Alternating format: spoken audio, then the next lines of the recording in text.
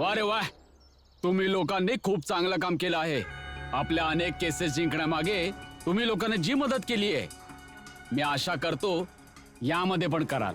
जी sir, पण इथलं प्रकरण थोडं वेगळं आहे. तसं तर भीम एक विद्यार्थीच आहे, पण तो ज्या पद्धतीने बोलतोय ना, ज्या पद्धतीने तो वागतोय, खूप शूर वाटतोय. काही हरकत नाही, यावर देखील उपाय करूया. तुम्ही लोक तर फक्त लक्ष ठेवून राहा. अरे आत्ताच तर लढाई सुरू झाली आहे. जशी जशी लढाई पुढे सरकेल, लहान मोठ्या खूप संधी मिळतील. आपल्याला प्रत्येक संधीला आपल्या पायदळी आणायचे आहे.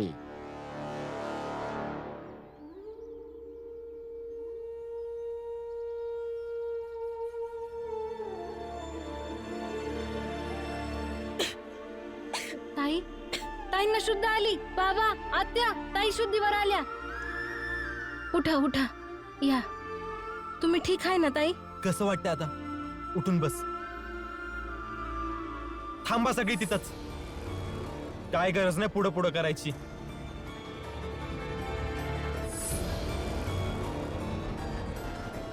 करुणा, तुला बरं वाटत असेल तर उठ आणि चल इकडनं. नाहीतर ही लोक परत तुझ्या डोक्यात काहीतरी भलत असेल तर भरत राहतील आणि एक दिवस तुला मारून टाकतील.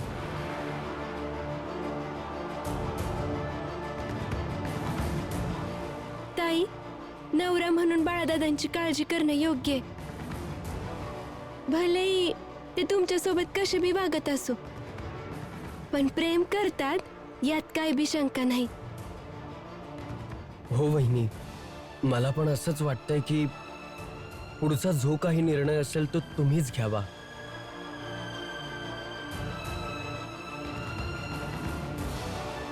बाळाला असं वाटतंय की आम्ही तुला जबरदस्ती इथं ठेवून घेतले.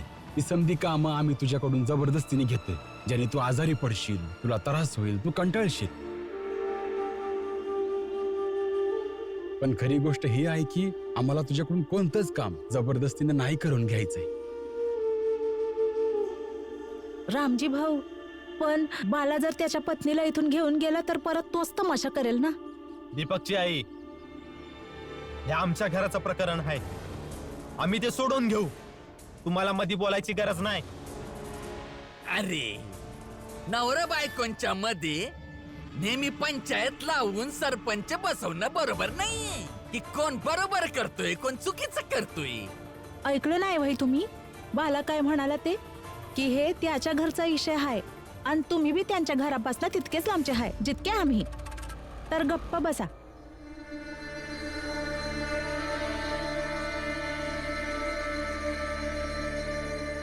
हे बघ करुणा, तुला असं रोज रोज बेशुद्ध बघितल्यावर मला बरं वाटेल का? हे बघ, मी परत तुझ्यावर कधीच हात नाही उचलणार. जर हात उचलला तर पोलीस स्टेशनात कंप्लेंट कर आणि पुन्हा इथं परतून ये.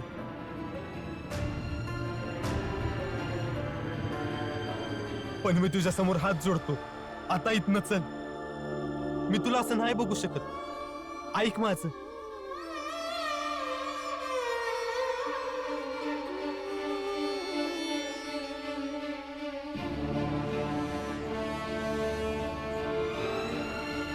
एकदा फक्त तू इकडनं चल तर परत कधी इथे येऊच शकणार नाहीस. ठीक आहे.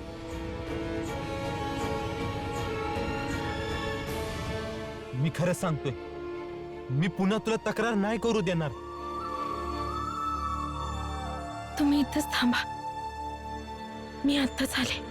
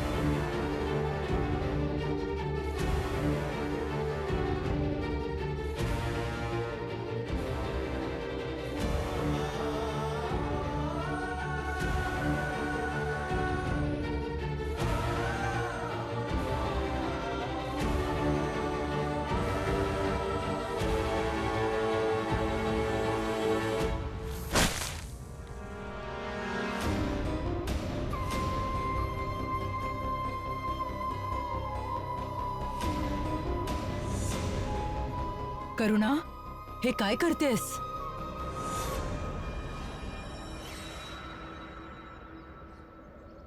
काय आहे याच्यात?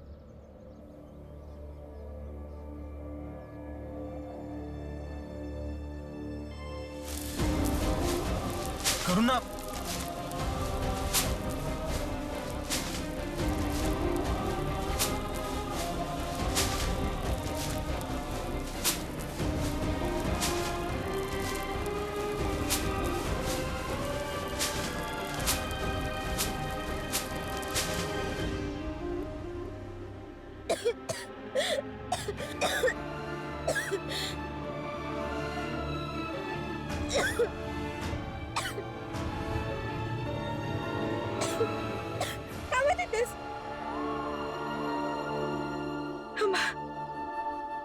मी अगदी बरी आहे. मी हे समजा यासाठी केलं कारण तुम्हाला जाणीव करून देऊ की मी हळूहळू स्वतःला इथल्या वातावरणात सामावून घेईन.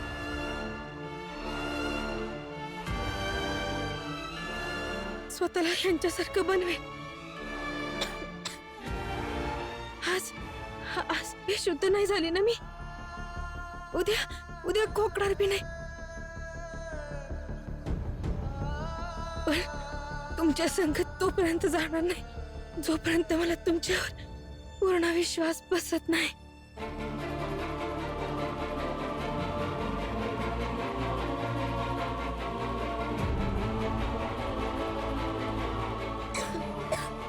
रमा, तुला देखील हेच हवं होतं ना की बहिणींनी त्यांची अस्तित्वाची लढाई स्वतः लढावी. बघ, त्या लढतायत. वय ताईंच्या वतीने जर आपण बाळादादांसोबत अधिकाराची लढाई लढलो असतो तर जो बी परिणाम झाला असता तो तेवढ्या पुरताच असता. पण जेव्हा ताई आपली लढाई स्वतः लढतील त्याचा परिणाम दीर्घकाळ असेल. 4 दिवस यांच्या सोबत काय राहिलीस? यांच्यासारखं बोलायला लागलीस? आता तुला तुझ्या नवऱ्यावरच विश्वास नाही? हा असा धुरळा उडवून आणि रश्शी हाताला बांधून काहीच फरक नाही पडणार आहे. आणि एक गोष्ट नीट ऐक, विचार कर आणि समजून घे. खूप वेळा नात्यांमध्ये दुरावा हा फक्त हट्ट निर्माण करत होता, आणि मी बघतोय आणि जाणवतोय पण की तुझ्या या हट्टापायी आपल्यातला दुरावा लय वाढत चाललाय.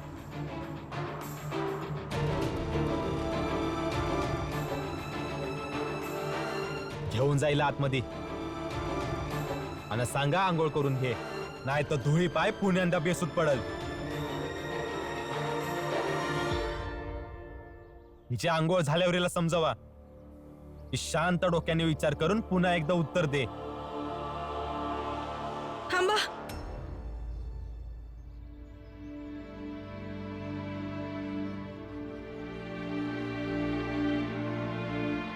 उत्तर द्यायला शांत डोसक्याची गरज नसते. किती सहजपणे इतकं संद बोललात तुम्ही की माझ्या हट्टापायी आपलं नातं खराब होतंय. मी या समद्यांमध्ये राहून यांची भाषा बोलते आणि नवरा बायकोच्या नात्याला विसरले. पण हे नाही बोलू शकला की मी तुला विश्वास देतो की तुझ्या संग तसंच राहीन जसं एका नवऱ्याने त्याच्या बायको संग राहिलं पाहिजे.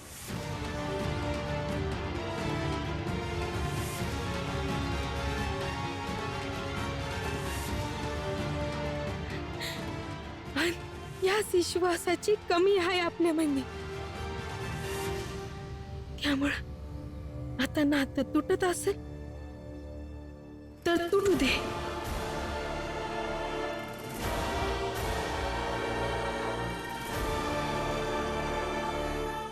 पण मी अशी तुमच्या संग नाही येणार. आणि तोपर्यंत नाही जाणार जोपर्यंत मला तुमच्यावर पूर्णपणे विश्वास नाही बसत.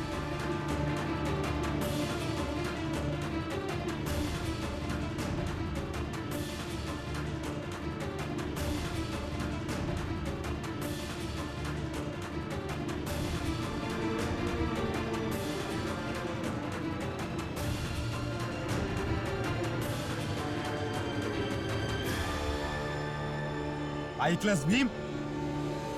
आता त्याला खुश असशील ना तू? तुमच्या दोघांपाय आमचं नातं तुटायच्या मार्गावर हाय.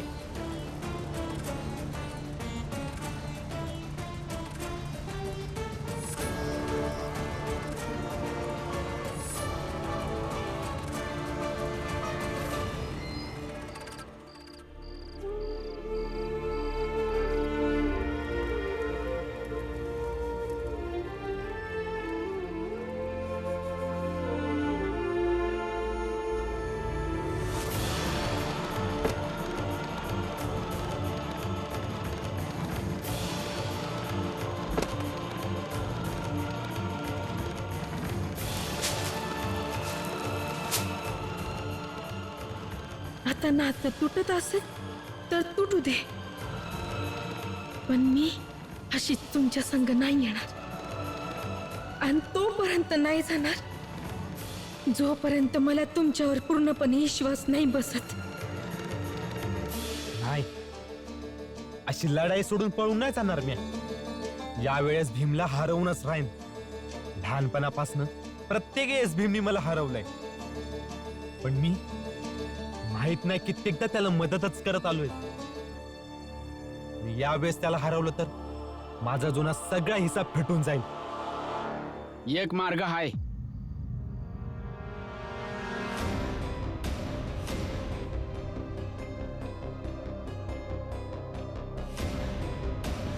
एक मार्ग आहे बालादादा, ज्यामुळे तुम्ही भीमला हरवू शकता. कोणता? ही लढाई थांबवा आता. या लढाईसाठी तुम्ही भीमकडून 10 दिवसांची मुदत घेतली आहे. ती संपवा आता बाळादादा. आणि जेव्हा लढाईच नसेल तर काय जिंकणं आणि काय हारणं? बनून दाखवा की एक चांगला नवरा.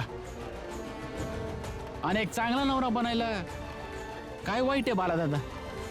आनंद, माणूस नवरा नंतर बनतो, आधी तो मर्द असतो. आणि प्रत्येक मर्दाला तसंच राहायला हवं जसा मी राहतोय. धाकड, निडर आणि आपल्या बायकोला घाबरवून मुठीत ठेवणारा. बाळादादा, घाबरून मुठीत ठेवणारे हे मालक असतात. जंगलातली जनावर असतात. त्यांना दाट काळी रात्र पण घाबरवते. भूत प्रेत घाबरवतात.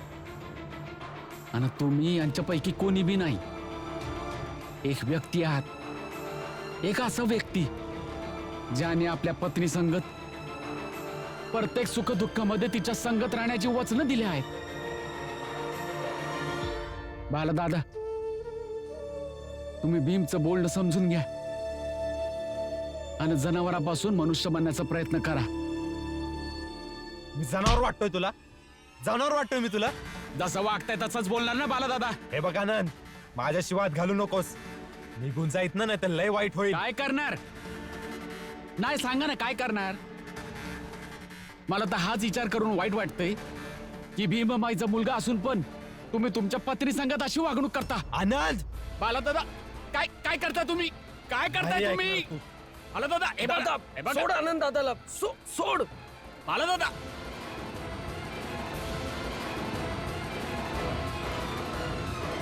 आनंद दादासोबत अशा प्रकारे बोलू नको. आणि तुझ्याकडून ही अपेक्षा तर नव्हतीच. का? बोलणं व्यवहार सगळं माझंच तर खराब आहे. बाकी तुम्ही सगळे तर बरोबर आहात ना. घेऊन जा ना तुझ्या चांगल्या भावळीकडनं. मी थोडीच बोलवलं याला. घेऊनच जायला आलोय, पण तुला जेवण तयार आहे. घरी चल आणि जेवून घे. नाही खायचंय मला.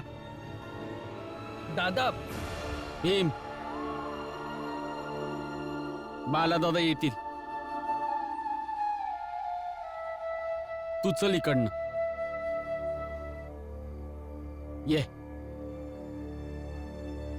आज तर ताई दिसभर बेशुद्ध होत्या, त्यामुळे आपण परत कामाला बी नाही जाऊ शकलो. पण आपल्याला उद्या 28 गोणी मातीतून दगड काढायला लागतील. 15 मा, आपण उद्याच्या उद्या इतकं काम कसं काय करणार?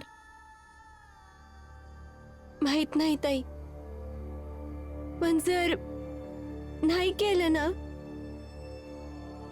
तर आपल्या तिघींना 1 महिना फुकटात काम करायला लागल अशी आट घातली आहे त्यांनी मला. यड लागलंय का रमा? हे शक्यच नाही आहे. माहितीये मला अशक्य आहे, पण मी काय अशक्य आहे लक्ष्मी?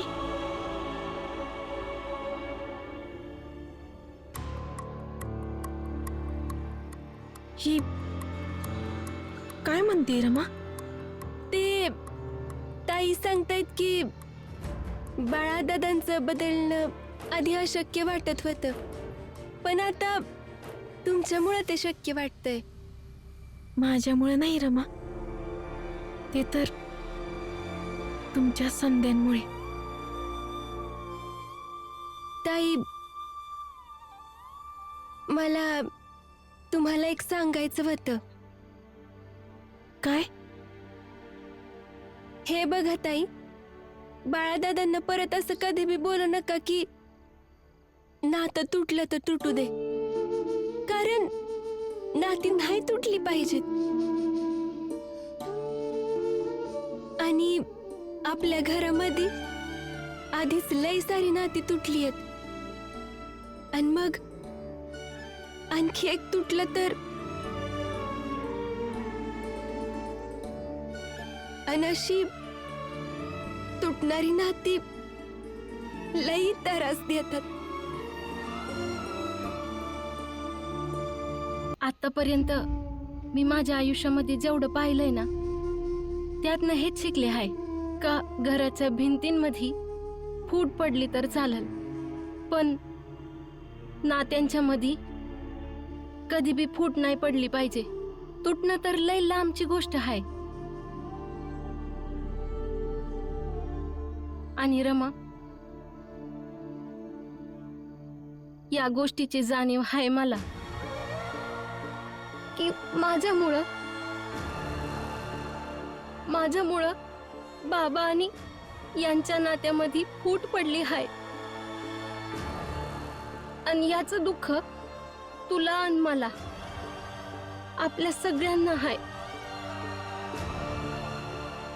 मला बी तुझ्यासारखं आपल्या बाबा आणि आपल्या आत्या संग राहायचं आहे, आपल्या परिवारासोबत राहायचं आहे, पण मी काय करू?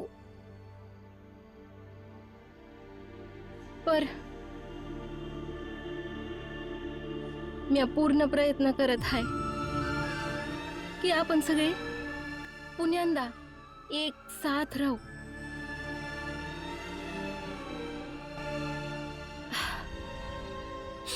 मी येते, तुम्ही काळजी घ्या स्वतःची.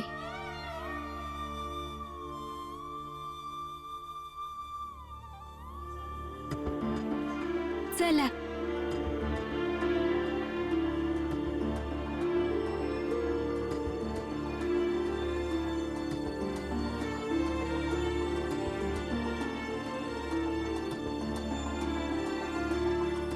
भीम, ठीक आहे, तुझा मी आपण जातो, पण आणखी एक गोष्ट, ना बालादादाच्या बोलण्याचं वाईट मी वाटून घेतो, तू बी नग वाटून घेऊस. जा. बाळादादा तर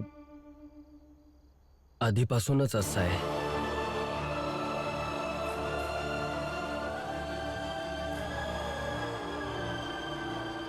पण तू तर कधी असं नव्हताच आनंददादा. बाळादादाच्या बोलण्याचं वाईट नाही वाटणार मला, पण माझ्या आनंददादासोबत मी फक्त इथपर्यंत येऊ शकतो. आपण दोघे घराच्या आत नाही जाऊ शकत.